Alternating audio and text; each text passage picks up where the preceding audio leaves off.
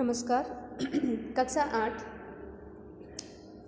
ध्वनि ध्वनि सूर्यकांत त्रिपाठी निराला के द्वारा रचित इस पाठ में कवि ने यहाँ पर अपने विषय में पूरा वर्णन किया है और बताया है कि अभी उसका अंत नहीं होगा, अभी तो उसके जीवन में मृदुल वसंत आया है। देखो बच्चों क्या बताया है।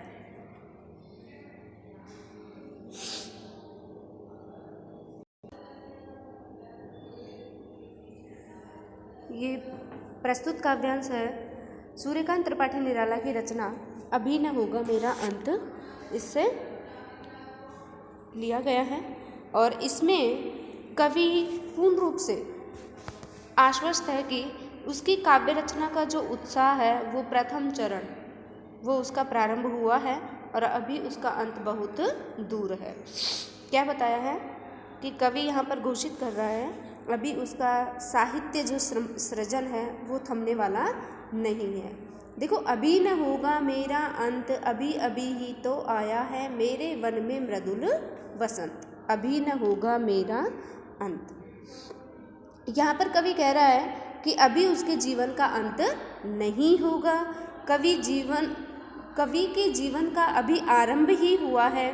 जैसे कि वसंत ऋतु आने पर प्रकृति में उल्लास और उत्साह भरा वातावरण दिखाई देने लगता है, उसी प्रकार से उसके जीवन का यह युवा काल प्रारंभ हुआ है।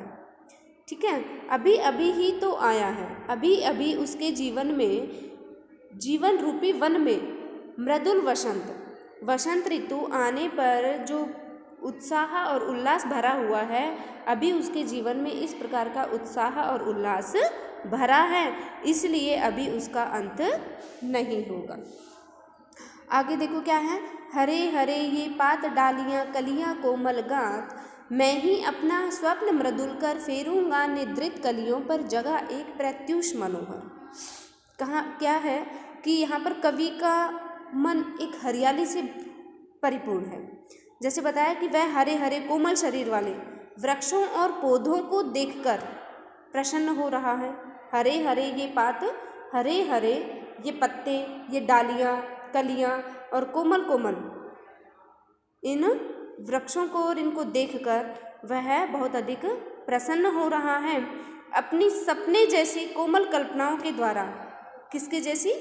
फेरूंगा निद्रित कलियों पर, स्वप्ने जैसी मृदुल कर कोमल कल्पनाओं के द्वारा रचित काव्य रूपी हाथ को, किसको? काव्य रूपी हाथ को फेर कर वह आलस्य में पड़े जीवनों को जगाएगा। देखो बेटा क्या बताया, फिर से ध्यानपूर्वक सुनो। अपना स्वप्न मृदुल कर, यानी कि जो अपने सपने जैसी कोमल कल्पनाओं द्वारा रचित काव्य रूपी हाथ फेरूंगा, काव्य रूपी हाथ उन आलस में पड़े जीवनों को जगाएगा। निद्रित कलियां सोई हुई जो कलियां हैं, मुरझाई हुई जो कलियां हैं, उन कलियों पर वह क्या फेरेगा? एक कोमल हाथ, सपना रूपी कोमल हाथ उन कलियों पर फेरेगा और इस प्रकार से उनको सभी को क्या हो जाएगा? बहुत अधिक रूप से आनंदित कर देगा और वो खड़ी हो जाएंगी।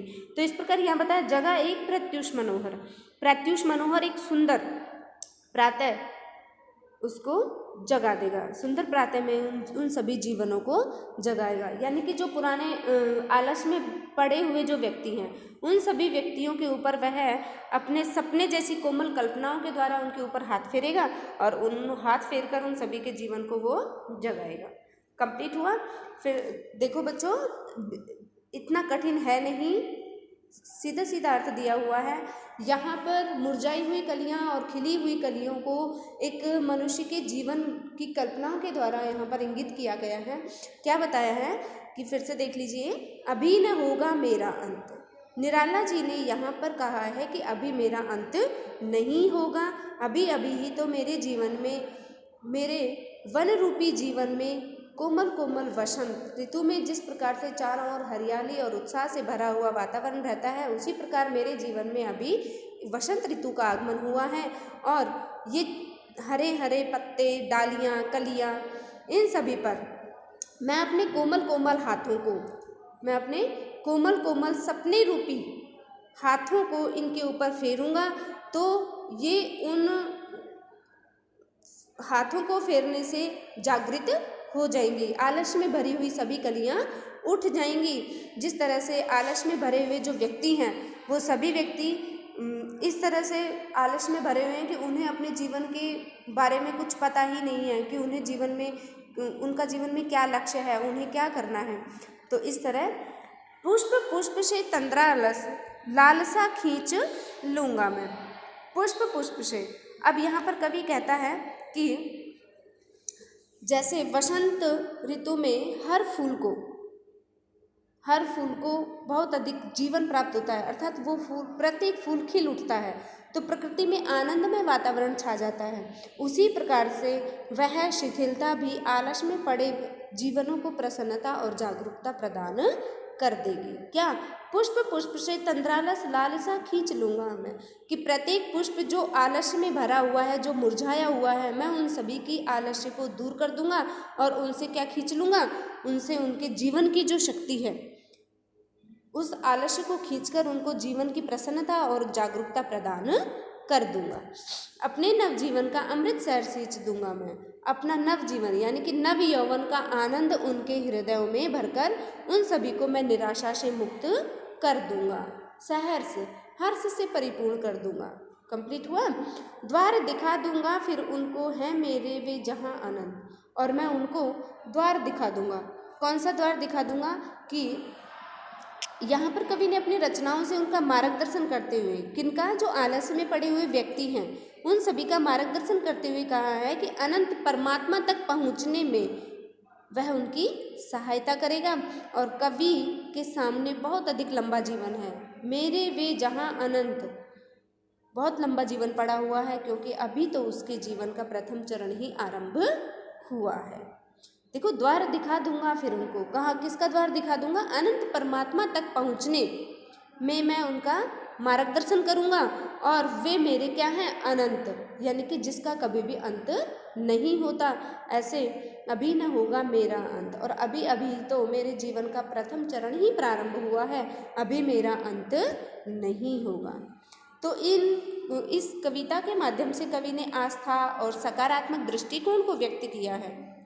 कवि मृत्यु की चिंता से मुक्त है, जीवन का आनंद लेने और देने में विश्वास रखता है। किसमें विश्वास रखता है? जीवन का आनंद लेने और देने में विश्वास रखता है। तो इसीलिए यहाँ पर कवि ने नए उत्साह से परिपूर्ण इस कविता के बारे में वर्णन किया। इसके पश्चात देखिएगा प्रश्नाभ्यास कविता से। कवि को ऐसा विश्वास क्यों है कि उसका अंत नहीं होगा? कवि को ऐसा विश्वास है कि उसका अंत अभी नहीं होगा, क्योंकि कवि ने देखा है कि अभी उसके जीवन में नया वसंत आया है, अभी तो उसके जीवन में नया नया नव यौवन का प्रारंभ ही हुआ है, और वह अभी उसके जीवन का अंत नहीं हो सकता। फूलों को अनंत तक विकसित करने के लिए कवि कौन कौन सा प्रयास करता है?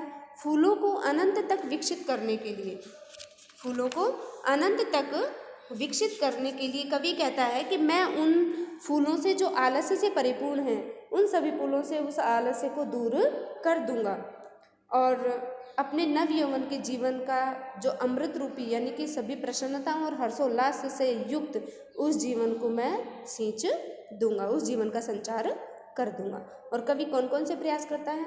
कवि उनको हरे हरे डालियां हैं, कलियां हैं, तो उन पर वह अपना उत्साह से परिपूर्ण हाथ फेर देना चाहता है। कवि पुष्पों की तंद्रा और आलस्य दूर हटाने के लिए क्या करना चाहता है?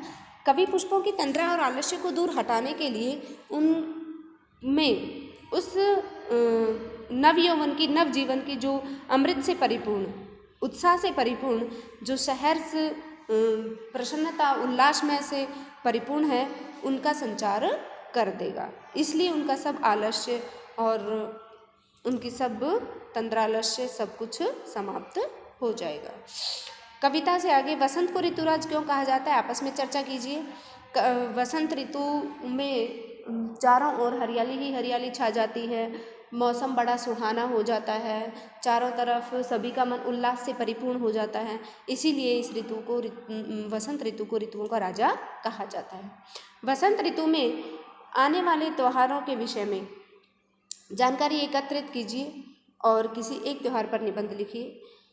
ये वसंत ऋतु यह भी अपने आप में एक त्यौहार है और आपको पता ही है कि वसंत ऋतु में जब चारों तरफ हरियाली ही हरियाली छा जाती है तो मौसम बड़ा सुहाना हो जाता है। और वसंत ऋतु जब आती है तो उसके कुछ दिन पश्चात ही क्या होती है, गुलाल से परिपूर्ण और होली के से रंगों में घिरा हुआ ऐसा होली का त्यौहार आता है जो सभी के मनों में रंगों के समान रंग बिरंगे विचार का संचार करता है। ऋतु परिवर्तन का जीवन पर गहरा प्रभाव पड़ता है।